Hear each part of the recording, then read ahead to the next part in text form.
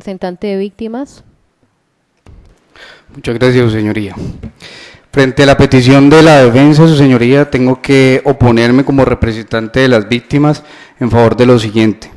Primero, el abogado del señor Jenfer Jair Villadiego hizo una intervención muy clara. Primero, su señoría, quiero que seamos objetivos frente a las normas que está manejando el abogado frente a la solicitud de la libertad por vencimiento de términos. El abogado de la defensa manifiesta en la ley 1786 sobre su fundamento argumentativo de que esta ley tiene supuestamente un plazo razonable cuya su señoría ni la 1760 ni la 1786, que es la modificación de la 1760, tiene ninguna modificación de ningún plazo razonable. El plazo razonable de pronto para instruir al abogado es un derecho internacional humanitario que está en un pacto de convenciones políticas y sociales que tiene Colombia, y habla en que ni siquiera el plazo razonable es cuantificable en días o meses. Habla de un plazo razonable que justifique el juez natural de conocimiento para dar un fallo, cosa que quiere decir que el plazo razonable se aplica a la ley 906 del 2014 y no a la ley 1760. Cosa que debemos de interpretar que la ley 1760 fue modificada por la ley 1786. Entonces no se puede combinar que estas dos leyes tengan en sus artículos, en esos decretos que ha determinado el Congreso de la República sobre el plazo razonable. El plazo razonable ya lo tenía la ley 906 del 2004, cuando en el artículo 317 sobre las causales de libertad, en los numerales del 1 al 5, habla sobre un plazo razonable.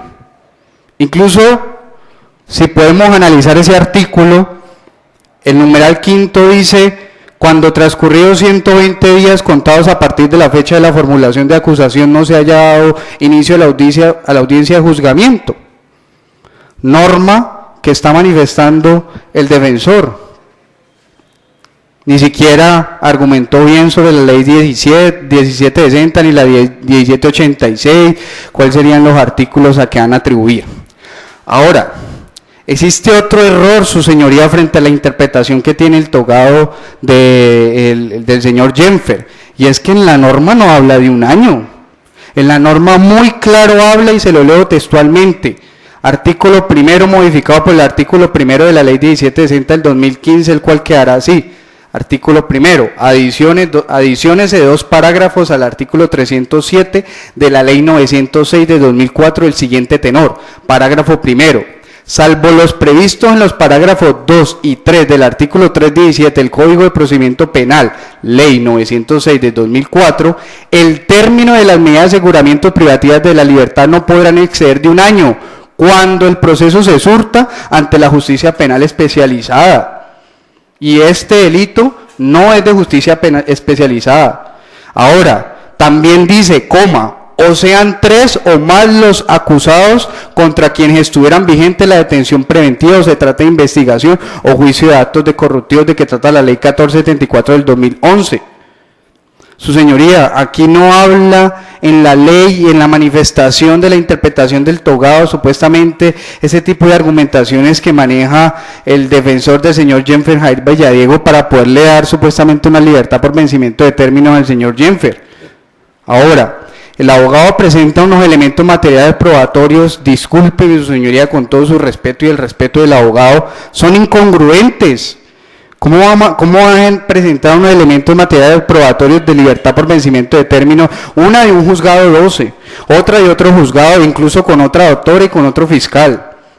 Y de repeso presenta actas de notificación de las audiencias. No presentó ni siquiera las actas del juzgado noveno penal de circuito con función de conocimiento. ¿Quién es el juez natural que conoce el caso del homicidio que se está investigando en estos momentos? Quiere decir que no existe ni siquiera en sus elementos materiales de prueba un supuestamente plazo razonable que habla la ley 906 y ni siquiera una argumentación fáctica jurídica sobre la ley 1760 y la 1786. Por lo tanto, su señoría, yo, Johan Francisco Artunduaga, abogado y representante de las víctimas que aquí en este caso me concierne, le solicita a su señoría que niegue la pretensión del togado sobre la libertad de vencimiento de términos. Primero, no tuvo elementos materiales probatorios que prueben su argumentación. Segundo, son incongruentes los argumentos del abogado frente a la ley 1760, 1786 y aparte de eso sobre el plazo razonable, porque ni siquiera lo probó. Y como lo ha dicho la sala de la Corte, incluso aquí tengo el radicado sobre la decisión, perdón, del Consejo de Estado sobre el radicado 84957, incluso es una impugnación de una tutela, habla de que ese plazo razonable debe de ser incluso una valoración de las circunstancias justificadas a que dieron lugar. Y en estos momentos, en esta etapa procesal, porque no existe otra más, el abogado no presentó una justificación, incluso argumentó que quien ha generado las maniobras dilatorias, que sí habla la ley 1786, del que está manifestando el abogado en su parágrafo tercero, que dice cuando la audiencia de juicio oral no se haya podido iniciar o terminar por maniobras dilatorias, él nos da aquí incluso bajo su presencia, su señoría, de que quien ha generado estas maniobras dilatorias ha sido el abogado del otro procesado.